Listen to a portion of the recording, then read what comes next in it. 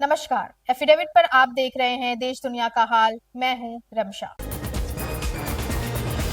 गोरखपुर के एनेक्सी भवन सभागार केंद्रीय राज्य मंत्री बीएल वर्मा ने प्रेस कॉन्फ्रेंस किया। उन्होंने बताया कि वित्त वर्ष 2026-27 के लिए केंद्रीय बजट कर्तव्य भवन से प्रस्तुत किए जाने वाला पहला बजट मोदी सरकार की उस स्पष्ट दृष्टि से प्रेरित है जिसमें दुविधा के स्थान पर निर्णय, शब्दाडंबर के स्थान पर सुधार तथा लोक लुभावना के स्थान पर जन कल्याण को प्रधानता दी गई है। आत्मनिर्भरता को ध्रुव तारा मानते हुए ये बजट संरचनात्मक सुधारों, राजकोषीय संयम और सतत लोक निवेश पर केंद्रित है। वो आदरणीय प्रधानमंत्री मोदी ने 11.5 वर्षों में करने का काम किया है।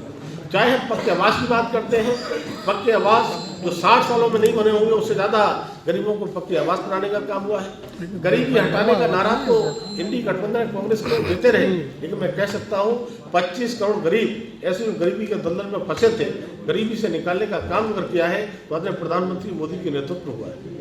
चाहे वो पक्के घर हो, चाहे 12 करोड़ से ज़्यादा शौचालय हो, चाहे उज्ज्वला योजना का कनेक्शन 10 करोड़ 33 लाख से ज़्यादा हो, चाहे आयुष्मान कार्ड के द्वारा 5 लाख तक फ्री इलाज की व्यवस्था हो, और चाहे हर घर नल से जल, और साथ में हम कह सकते हैं किसान सम्मान निधि जो किसान के खाते में कभी 2 पैसा देने का काम नहीं किया, आदरणीय प्रधानमंत्री ने 4 लाख करोड़ किसानों के खाते में सीधा पहुंचाने का काम किया है। और इतना ही नहीं, प्रधानमंत्री हमेशा कहते हैं कि मेरे देश के 140 करोड़ देशवासी मेरे परिवारजन हैं और कोई मेरे परिवार का भूखा न सोवे, इसके लिए 5 किलो फ्री राशन देने का जो काम किया है। कई देशों की आबादी मिलाकर के जितनी नहीं होती है, 80 करोड़ से ज़्यादा लोगों के लिए फ्री राशन देने का काम होता है। ये भी मेरे मंत्रालय से होता है। आज 2017 से पहले की स्थिति को देखें, जब आदरणीय योगी जी मुख्यमंत्री प्रदेश के नहीं थे, उस समय राशन के कोटों का क्या हाल था, गरीबों को राशन कैसे मिलता था। लेकिन आज गरीबों का राशन निश्चित रूप से राशन का कोटेदार देता है। गीरा थाना क्षेत्र के पेवनपुर सिवान में शुक्रवार की सुबह उस समय हड़कंप मच गया जब खेत के पास एक अज्ञात युवक का शव पड़ा मिला। ग्रामीणों ने सब देखकर तुरंत पुलिस को सूचना दी। मौके पर पहुंची पुलिस ने शव को कब्जे में ले लिया और जांच शुरू कर दी। पुलिस अधीक्षक उत्तरीय ज्ञानेंद्र ने बताया कि मृतक युवक की उम्र 25 से 30 वर्ष के बीच की है। शव पर गला रेतने जैसे गंभीर चोट के निशान हैं। प्रथम दृष्टया हत्या की आशंका जताई जा रही है। करीब 9:15 साढ़े 9 बजे के आसपास सूचना मिली थी कि गीडा क्षेत्र में गांव के बाहर एक व्यक्ति का लौटवान शव पड़ा हुआ है। मौके पर तत्काल फोरेंसिक टीम, डॉग स्क्वाड और तमाम उच्च अधिकारी पहुँचे। उसको पोस्टमार्टम के लिए हॉस्पिटल भेज दिया गया है। परिजनों से वार्ता की जा रही है। सभी न्यूनतम जांच भी कर रहे हैं। जो भी तहरीर मिलेगी उसके आधार पर और जो साक्ष्य मिलेंगे उसके आधार पर कार्रवाई। जिलाधिकारी दीपक मीणा ने एसआईआर में दिए गए नोटिसों की सुनवाई के तारीखों पर कहा कि 6 फरवरी तक लोगों से कहा गया था कि यदि किसी को दावा आपत्ति करना है तो वह दावा आपत्ति कर सकता है। इसके साथ ही नोटिसों की सुनवाई लगातार चल रही है जो कि 27 फरवरी तक चलेगा। फाइनल वोटर लिस्ट मार्च में प्रकाशन होगा। जो लोग आ रहे हैं उनका एआरओ व अधिकारियों के द्वारा तहसील में सुनवाई हो रही है। देखिए, सुनवाई का आज आखिरी दिन नहीं है, पर 6 तारीख ये रखी थी कि कोई भी किसी को दावा आपत्ति करनी है इस एसआईआर में तो वो दावा आपत्ति कर सकता है। बाकी नोटिसों की सुनवाई लगातार चल रही है, वो आपकी 27 तारीख तक चलेंगी और इसके बाद फाइनल वोटर लिस्ट आपकी मार्च में हम लोग पब्लिश करेंगे जो नियत तिथि के हिसाब से हमने दिया था। इसके अलावा लगातार जो लोग आ रहे हैं उनकी सुनवाई हो रही है। बीएलओ के द्वारा लगातार क्षेत्रों में भ्रमण किया जा रहा है। एआरओ द्वारा सुनवाई की जा रही है। पूरी कोशिश ये है कि कोई भी व्यक्ति को कोई प्रॉब्लम ना हो और जिनके पास भी जो भी अपने कागज़ हैं और जो भी डॉक्यूमेंट्स हैं वो सभी लोग अगर टाइमली दे रहे हैं तो उनका नाम वोटर लिस्ट में से कहीं से ना कटे। अभी पहले जो हमने नोटिसेस दिए थे वो जिनकी मैपिंग नहीं आई थी उनको दिए थे। अब नोटिसेस जिनकी लॉजिकल डिस्क्रिपेंसी है कि कोई ना कोई कमी या कुछ ना कुछ एरर आ रहा था जिनके नाम की वजह से या जो भी उन्होंने डिटेल्स दी हैं वोटर लिस्ट में, तो उनको भी नोटिसेस जा रहे हैं। पर उसमें ये सहूलियत दी गई है कि बीएलओ अपने लेवल से उनसे वार्ता करके जब नोटिस देने जा रहा है तो उसके बाद डॉक्यूमेंट्स और वो भी लेके वहीं से अपलोड कर सकता है। गोरखपुर में यूपी बोर्ड परीक्षाओं को नकल विहीन, पारदर्शी और सुचारू रूप से संपन्न कराने के लिए जिला प्रशासन ने तैयारियां पूरी कर ली हैं। इसी क्रम में जुबली इंटर कॉलेज में एक कंट्रोल रूम स्थापित किया गया है, जहां से पूरे जिले की परीक्षा व्यवस्था पर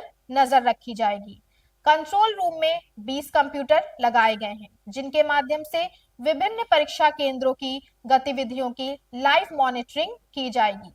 कंट्रोल रूम में संचालन के लिए 20 शिक्षकों की विशेष ड्यूटी लगाई गई है। ये शिक्षक शिफ्ट वार तैनात रहेंगे और किसी भी प्रकार की गड़बड़ी, तकनीकी समस्या या अनुशासनहीनता की स्थिति में तुरंत संबंधित अधिकारियों को सूचना देंगे। बोर्ड एग्जाम हमारी 18 फरवरी से लेकर 12 मार्च तक होनी है। इस समय अभी हमारी प्रयोगात्मक परीक्षाएं चल रही हैं। ये प्रयोगात्मक परीक्षाएं जनपद के 288 परीक्षा केंद्रों पर संचालित हो रही हैं। सभी परीक्षा केंद्रों पर इस समय परीक्षाएं चल रही हैं और उसकी प्रॉपर लाइव मॉनिटरिंग हमारे कंट्रोल रूम के द्वारा की जा रही है।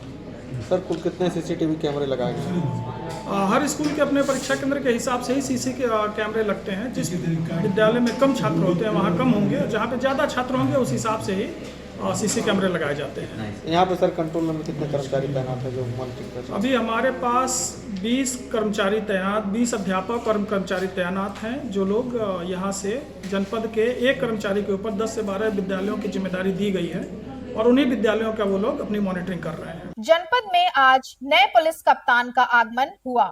भारतीय पुलिस सेवा के तेज तर्रार 2015 बैच के अधिकारी डॉक्टर कौस्तुभ ने वरिष्ठ पुलिस अधीक्षक के रूप में जनपद में कार्यभार ग्रहण किया। पदभार संभालते ही नवागत वरिष्ठ पुलिस अधीक्षक डॉक्टर कौस्तुभ ने स्पष्ट संदेश दिया कि कानून व्यवस्था से किसी प्रकार का समझौता नहीं होगा।